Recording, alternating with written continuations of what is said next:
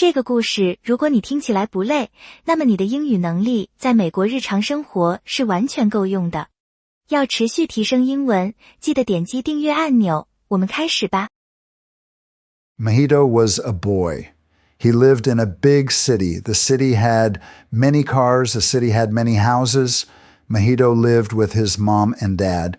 He loved his mom very much. One day, a bad thing happened, a very sad thing. There was a fire, a big, big fire.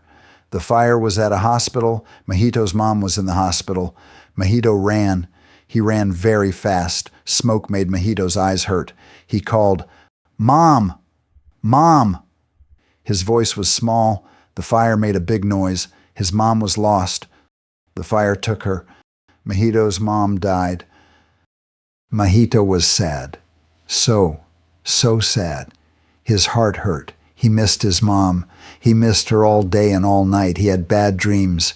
The dreams were about the fire. He felt a big hurt inside. Some time went by. There was a war in the city. Mahito and his dad left the city. They went to a new place. The new place was in the country. It was quiet. They lived in a big house. The house was very old. It was Mahito's mom's family house. Mahito's dad said, "I will marry Natsuko. She will be your new mom." Natsuko was Mahito's mom's sister. She was Mahito's aunt. Natsuko smiled at Mahito. She was kind. She was going to have a baby. Mahito felt strange. It was not easy. He missed his real mom. He felt Natsuko was nice, but she was not his mom. A wall was there. He could not see the wall, but he felt it. Near the big house was a tower. The tower was tall. The tower was old. It was made of stone. Old ladies worked in the house. They said, "Do not go to the tower. The tower is a strange place." Mahito's granduncle built the tower. He was Mahito's mom's granduncle. He loved books. He was smart. One day the granduncle went into the tower. He did not come out. He was gone. A big bird lived near the house. The bird was a gray heron. It was a strange bird. One day the heron looked at Mahito. The heron talked. Its voice was like an old man. The heron said, "Your mom is not dead. She is alive. She waits for you." Mahito felt mixed up. Was it true? A little light of hope was in his heart. But the heron also seemed mean. Maybe it was a trick. Mahito felt a little scared. Mahito went to a new school. The school was in the country. One day Mahito felt very bad. He was sad. He was angry. He found a stone. The stone was sharp. He hit his head with the stone. He hit his own head. It made a cut. Blood came out. He did it so he did not have to go to school. He told his dad he fell. He told Natsuko he fell. He did not tell the truth. Natsuko was worried. She was kind. She put a bandage on his head. Mahito felt a bit bad. He lied. His head hurt. His heart hurt more. Then Natsuko went away. One day she walked into the green woods.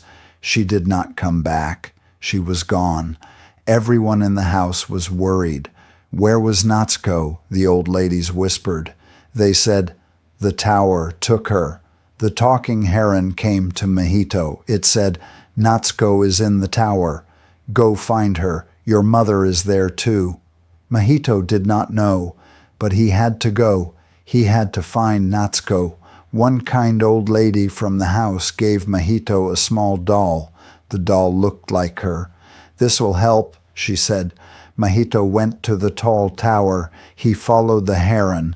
He pushed the big door. The door was heavy. Inside it was dark. Dust was in the air. Then the floor changed. The floor looked like water.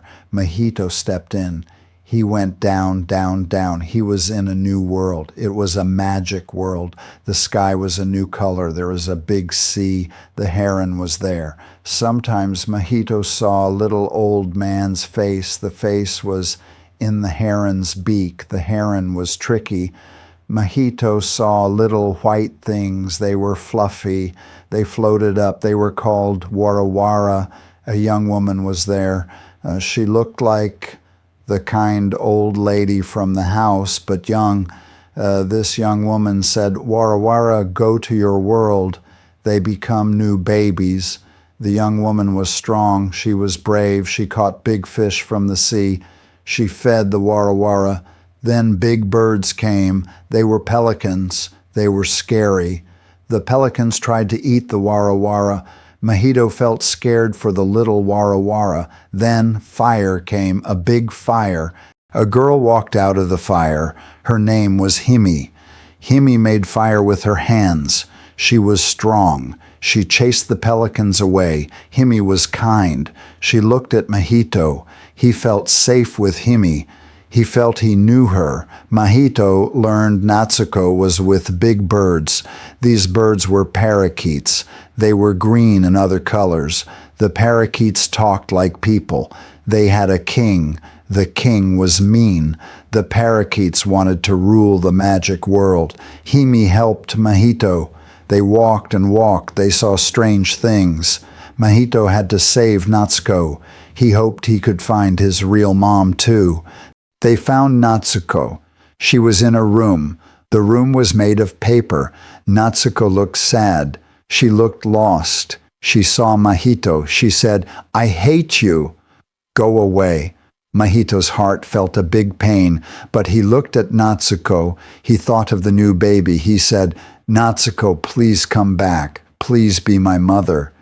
His voice was quiet. He wanted her to be safe. He wanted his family to be okay. Then Mojito met an old man. The old man was the master of the magic world. It was his granduncle, the one who was lost. The granduncle said, "Mojito, this world is old. It is breaking. I need you. Take these blocks. They are magic blocks. They are good. No bad is in them. You can make a new world, a good world, a world with no fighting." He showed Mojito some stone blocks. They were clean and smooth. Mojito looked at the blocks. He thought of the stone he hit his head with. That stone was not clean. It had his anger. It had his sadness. Mojito touched his head where the cut was. He said to his granduncle, "I cannot. This stone is from my world." He had the stone from when he hit his head. "It has my badness. I have badness in me. I cannot make a perfect world." He knew he had to go home to his world. His world had sad things. It had problems. But he wanted to go back. Himi was there. She smiled at Mojito. She said, "That is good, Mojito." Mojito knew then. Himi was like his mom when she was a young girl. Himi said, "I will go back too. To my time. I will be your mom." It was their secret. The parakeet king was angry. He wanted the magic blocks. He grabbed them. He did it wrong. The magic world began to shake. It was breaking. "Run!"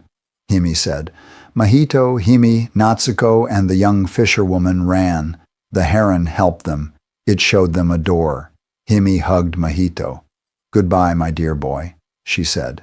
It was sad, but it was happy too. Mojito and Natsuko went through the door. They were back in their world. The tall tower fell down. Crash, boom, it was gone. The magic was gone. The heron was just a bird now. It flew away. 2 years went by. The war was over. Mojito was with his dad. Natsuko was there. She had Mojito's new baby brother. They were a family. They were going to move back to the city. Mojito had 2 small things in his hand. One was the rough stone. The stone he hit himself with. One was a smooth block. The block was from the magic tower. He looked at the stones. He knew life had sad parts. Life had hard parts like the rough stone, but life also had good parts. Life had new starts like the smooth block. He felt different now. He was Mojito. He was ready to live his life, all of it. He was ready to be a brother. He was ready to be a son to Natsuko. He was growing up. 你太棒了！你学完了全部内容。你离英语自由又近了一步。下个视频见。